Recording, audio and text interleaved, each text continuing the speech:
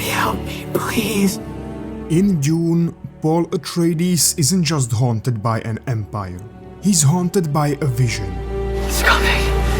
I see a holy war spreading across the universe like unquenchable fire. And in that vision, the enemy isn't a tyrant. It's fate.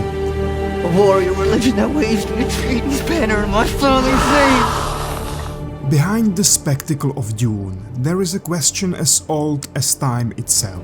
It was again, I can see it. A question about free will. Not just for individuals, but for an entire civilizations. Listen, fanatic legions worshipping at the shrine of my father's skull! And a warning about what happens when we surrender to the illusion of destiny. A war in my name! Everyone shouting my name! Do we shape our future? Or are we just simply walking a path already written for us?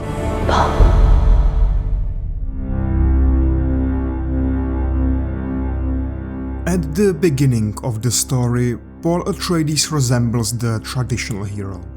Born to a great house, trained from an early age in combat diplomacy and wisdom, he's set up for greatness.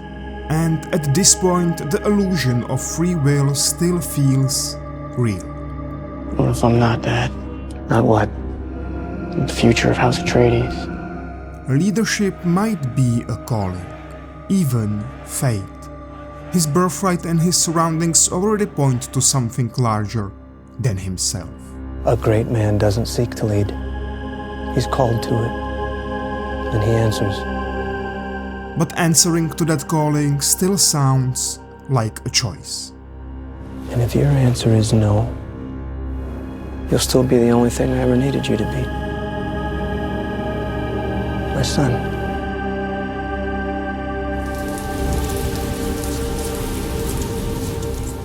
But it isn't, is it?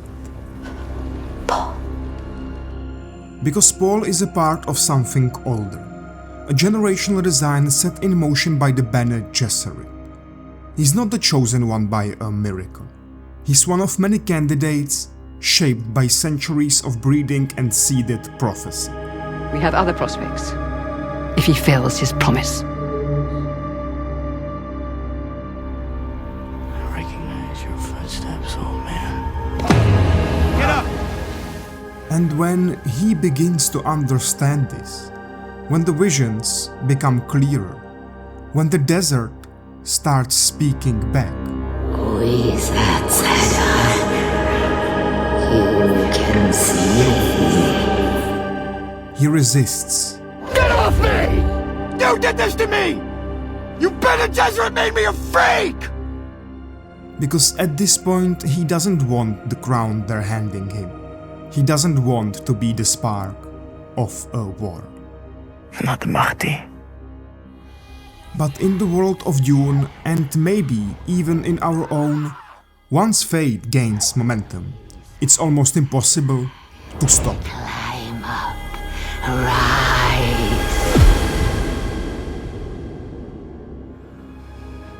An animal caught in a trap will gnaw off its own leg to escape. What will you do? Both Frank Herbert's novel and Denis Villeneuve's film adaptations lean heavily on two philosophical forces: determinism and fatalism. Determinism claims that events are shaped by long chains of cause and effect, and even, as in the case of Dune, by deliberate design. But our plans are measured in centuries. It's the idea that present conditions, like our genes, politics, and religions, inevitably shape future outcomes. Each event follows logically from what came before, suggesting an almost mechanical inevitability to what's coming next. On Arrakis, we have done all we can for you. A path has been laid.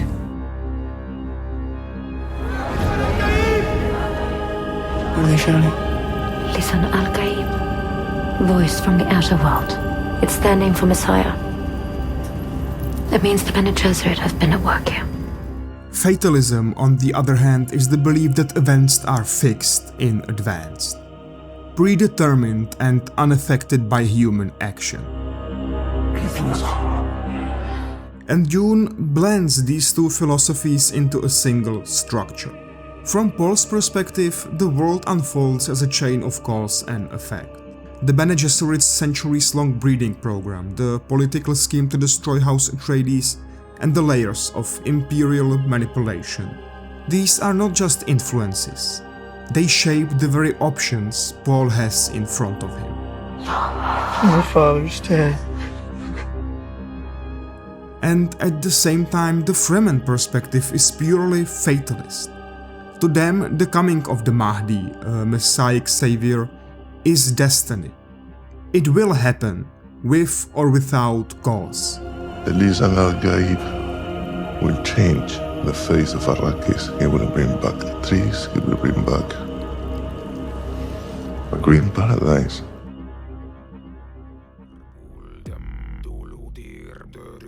And Paul, caught between these two forces, exercises whatever free agency he has left. To survive, to protect his mother, to resist the visions. To unlock your mind, you need to drink the water of life. And you will see everything. But every step he takes loops back into the grand design of fate. His rebellion, his choices, even his fears, all of it plays into what was set in motion long before he was born. We are Bene Gesserit. We don't hope, we plan. And what Dune shows us is that the problem of free will isn't just an individual crisis. Because unlike in fiction, we can look at history and see that it's everyone's.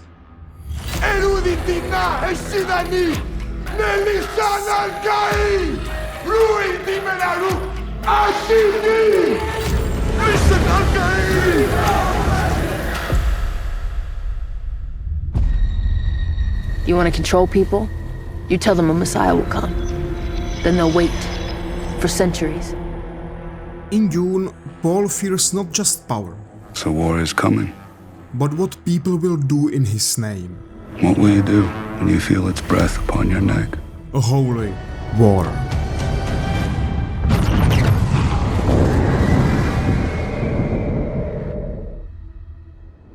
And as improbable as it may seem today, we have seen what this feeling of collective sense of destiny can sometimes bring.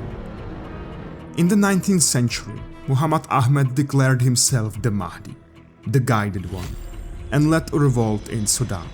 Like Paul, he was seen as a divine deliverer, and so his followers believed he was destined to free them. And they fought with absolute conviction. And the result? A war soaked in blood, driven not just by tactics, but by faith. What your people did to this world is heartbreaking. We gave them something to hope for. That's not hope! Or take the First Crusades. Tens of thousands marched across Europe under one cry. God Wilson!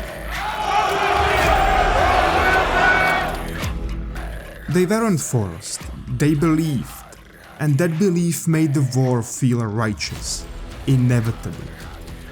And this is the danger of self-fulfilling prophecy.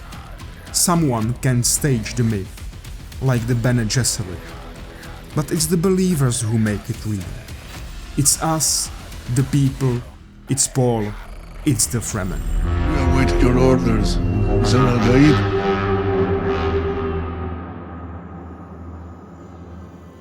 Take Stilgard for example.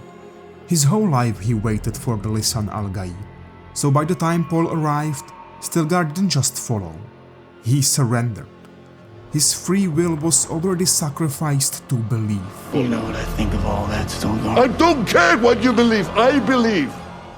Chani, on the other hand, was raised outside that belief system. So naturally, she questions.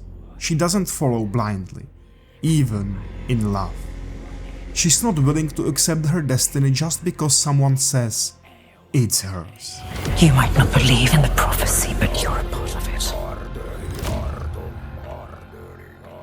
And we've seen it beyond religion. In 20th century Europe, fears of Jewish conspiracies were stoked through propaganda and acted on with genocide. In 1914, European powers braced for a war they believed was unavoidable, and by preparing for it, they made the First World War happen.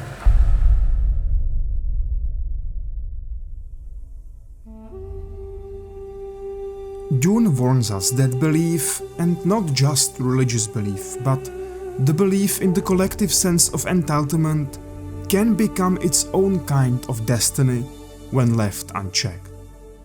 That free will can get lost in the shared roar of ideology, war, and fear.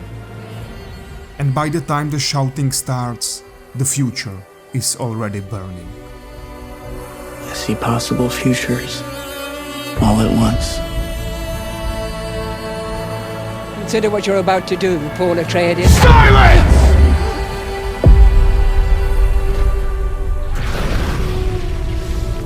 I do see a way.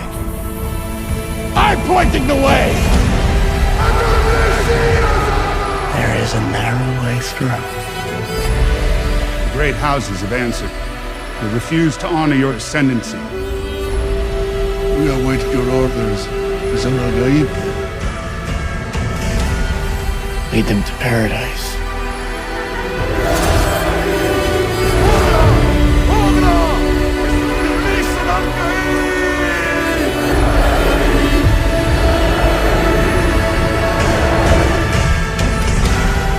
What is happening, Mother?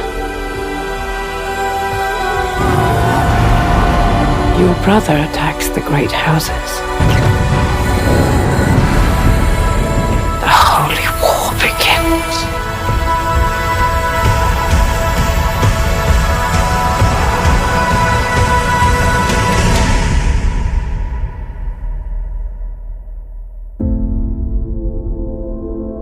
Nothing's clear. It's only fragments. Today, in most parts of the world anyway, we live with reason, science, and limitless information at our fingertips. We have more freedom to act, speak, and choose than perhaps ever before in history.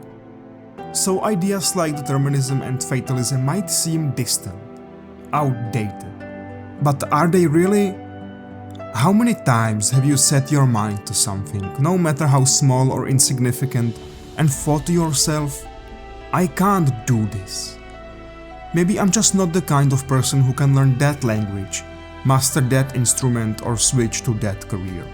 And if we believe we are destined to fail, we might not even try at all. And by not trying, we make the failure inevitable. So this feeling of powerlessness, it might be the most common form of fatalism. If I go south, I might lose you. And determinism may not be always so dramatic. It may be much quieter, slowly building into the background of our lives for years. We don't choose our parents, or where we are born, or how we are raised. The careers we pursue, the places we live, the people we love, they may all feel like free choices. But they're often shaped by cause and effect, by biology, by culture, timing, and by luck. The world has made choices for us. And while our world today isn't ruled by space empires or holy wars, we still have prophets.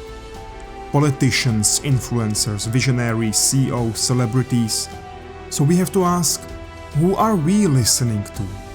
What are they telling us is inevitable? And to what end? You see what they've been told to see?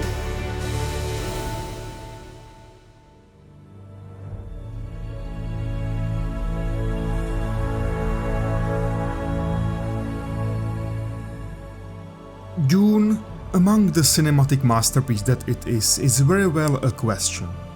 A question that asks, if we knew our future, would that make it inevitable? And are we really free to choose, or are we just acting out the stories we've been given? Maybe real freedom isn't about escaping influence. Maybe it's about recognizing the forces that shape us, and still choosing to act. Or maybe real freedom lies in not knowing. The mystery of life isn't a problem to solve, but a reality to experience. A process that cannot be understood by stopping it. We must move with the flow of the process. We must join it. We must flow with it.